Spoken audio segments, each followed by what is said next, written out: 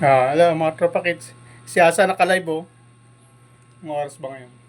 May yung kay reel ako dun. Ka-live siya oh. Walang magawa.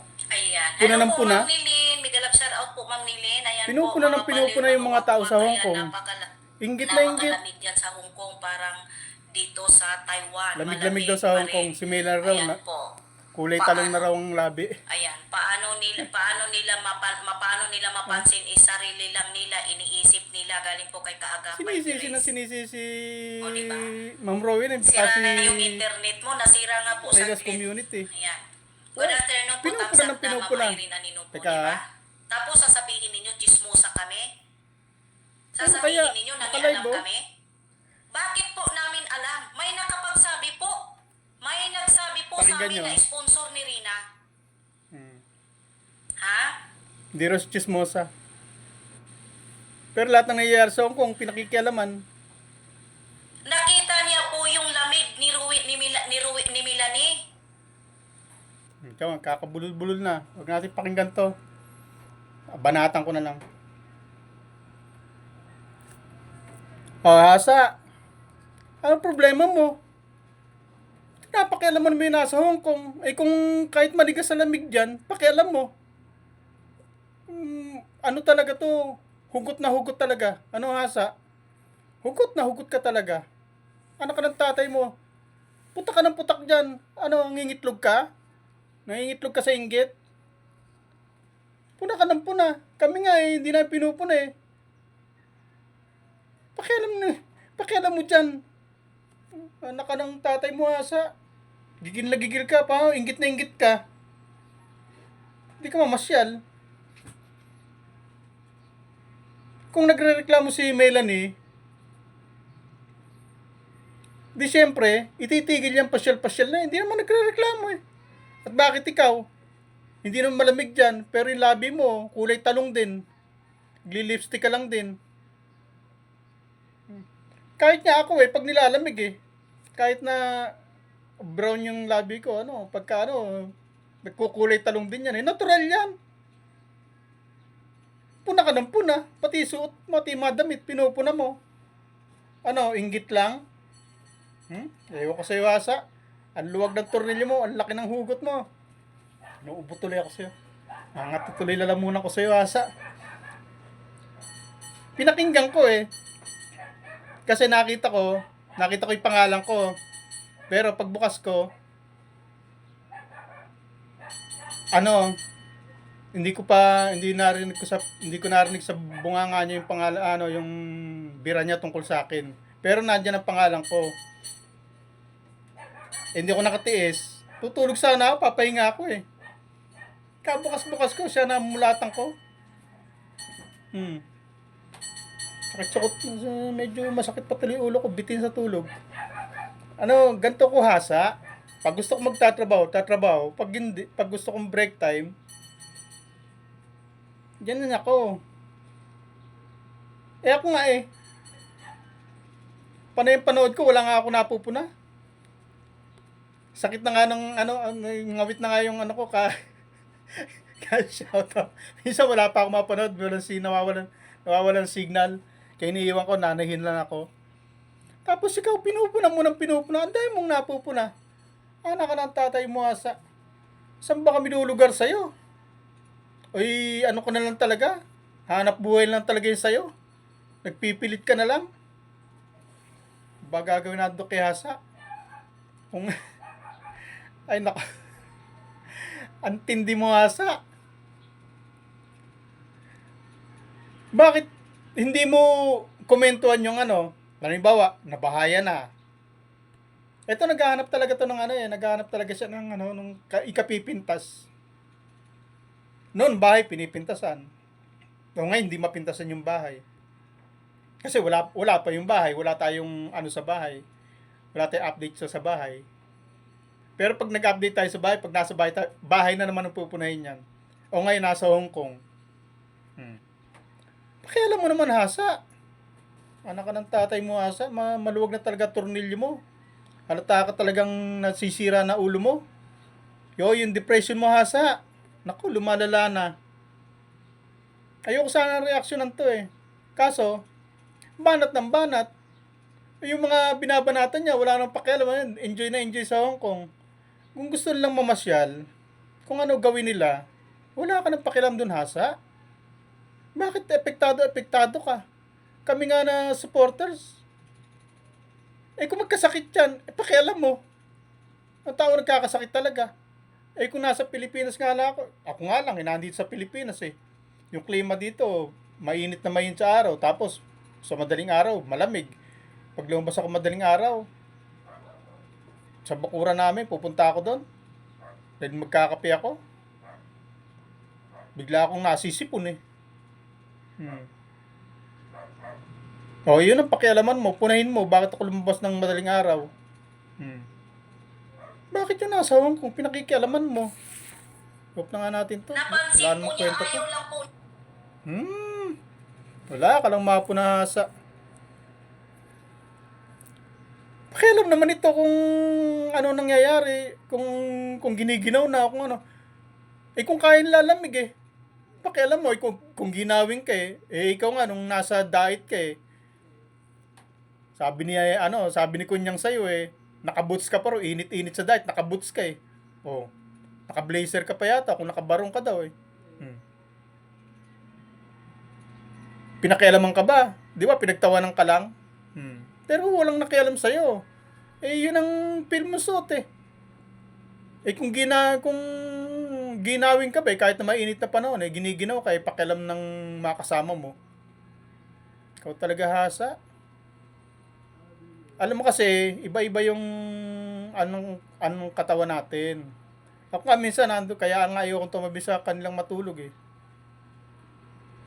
No, kahit ginaw-ginaw na, gusto pa nakabentilador Samantala ako, giniginaw. Pag tumabay ako sa kanila doon, pag nanonood ang balita, mga alas 6 o 6:30, gusto kong manood ng balita sa TV, tatabi ako sa kanila doon, sa kama nila, sa higaan nila, tapos nakabentilador sila. Ako ginaw na ginaw. Tapos, papatayin ko bentilador, nagreklamo yung anak ko. Hindi iba-iba pakiramdam natin sa init at lamig. Kung sila kain lang yung lamig, ako hindi ko kaya, umaalis ako, pupunta ako rito, nagse-cellphone lang ako, sa cellphone lang ako kikinig ng balita. Ganun yung nasa. Iba-ibangan natin sa katawan natin. Kung kain lang lamig, di kaya nila. Kung ikaw ginawin ka, tapos sinama pa si Kaagapay Grace na ang lamig-lamig doon sa Hong Kong, ginawin siguro yon. Iba naman ng pakiramdam sa katawan ng mga namamasyal dyan. Tsaka gustong mamasyal kung magkasakit yan, pakialam mo. Ito, may may pintas na, may mapo na lang Hoy, naku, Hasa, yung depression mo, malala na. Kami nga, pinapanood namin kahit na naabala ako sa pananay gusto ko suportahan yung mga tao, gusto kong panoorin kung ano nangyayari Para makasupport sa mga kasama ko makapag shoutout man lang. Mabati ko yung mga kasama ko na nagkakatuwaan sila. Nagkakatuwaan kami, ikaw gigil na gigil ka. May hugot lang? Hahasa? Ang lakas ng hugot mo, no? Matindi na yung depression mo, no? Inggit na inggit ka, Hasas, totoo lang. Pinupunan mo kami ng pinupunan, nanahimik kami, ako nanahimik dito. Tapos, ayaw nga kitang reaksyonan dahil nakakaawa ka naman. Pero ngayon, wala na akong awa sa'yo ngayon. Sa inuugali mo na yan. Hanggat wala sila, Ma'am Rowin, ako mababantay sa'yo. Titirahin kitang titirahin. Total, yung tatlo naman, lambot na. Nawala na Ikaw na lang kasi makulit. Puna ka ng puna. Kung magkasakit yan, pakialam mo. Kahit manigas yan sa lamig. Galit mo tuloy yung... Buti lang, may tubig pa tong garapon ko. Ako talaga itong mga pusa ko. Inuubos yung baso ka Tinutulak ng tinutulak. Minsan, lagay kong ganyan yung baso, buti to, hindi nila naiinuman to. Kasi mataas tsaka may Minsan, yung basong ganyan kataas, yung medyo ganun lang kaliit. Iinom ako, no? Tapos, lalagay kong ganyan. Patong ko dyan. May tubig pa. Matalikod ako, makakita ko yung pusa ko. Dinidila-dilaan na yung tubig. Sabi ko, pambira itong mga pusa na to. Pati inumin ko, iniinuman. Kaya ito, mas maganda to. Kaya yung baso ko ubos na. Kasi ito, matangkad, tapos may malitang malitang nguso. Pagka ganyan ang laman, yan. Hindi nila